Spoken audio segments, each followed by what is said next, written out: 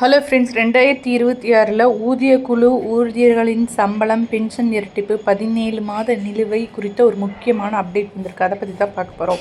இந்தியாவில் 1 கோடிக்கும் அதிகமான மத்திய அரசு ஊழியர்கள் மற்றும் ஓய்வூதியதாரர்கள் இருக்கின்றனர். இவர்களுக்கான சம்பளம், ஓய்வூதியத் தொகை உள்ளிட்ட 10 ஆண்டுகளுக்கு ஒரு முறை மாற்றி அமைக்கப்படுகின்றன. இவ்வாறு சம்பளத்தை மாற்றி அமைப்பதற்காக சம்பள கமிஷன் அமைக்கப்படுகிறது. தற்போது 7வது சம்பள கமிஷன் அடிப்படையிலேயே அனைவருக்கும் சம்பளம், ஓய்வூதியம் வழங்கப்பட்டு வருகிறது.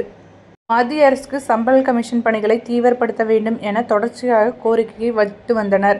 அரசுக்கு பல்வேறு கடிதங்களையும் எழுதி வந்தனர். இத்தகைய சூழலில்தான் பிரதமர் நரேந்திர மோடி தலைமையிலான மத்திய அமைச்சரவை சம்பள கமிஷன் ஒப்புதலுக்கான டேர்ம்ஸ் ஆஃப் ரெஸ்பான்ஸ்க்கு ஒப்புதல் தந்திருக்கிறது. இது 1 கோடிக்கும் அதிகமான மத்திய அரசு ஊழியர்கள் மற்றும் ஓய்வூதியதாரர்களுக்கு மிகப்பெரிய பரிசாக அமைந்திருக்கிறது.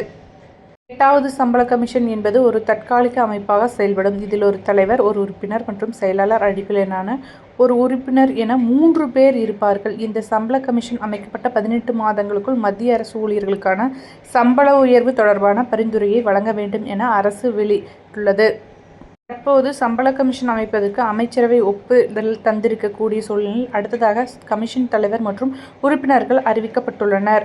முன்னாள் உச்ச நீதிமன்ற நீதிபதி ரஞ்சன பிரகாஷ் தேசாய் கமிஷன் தலைவராக செயல்படுவர். அதேபோல் பேராசிரியர் புலாக் கோஷ் மற்றும் பங்கஜ் ஜெயின் ஆகியோர் உறுப்பினர்களாகவும் செயல்படுவார்கள் என அறிவிக்கப்பட்டுள்ளது.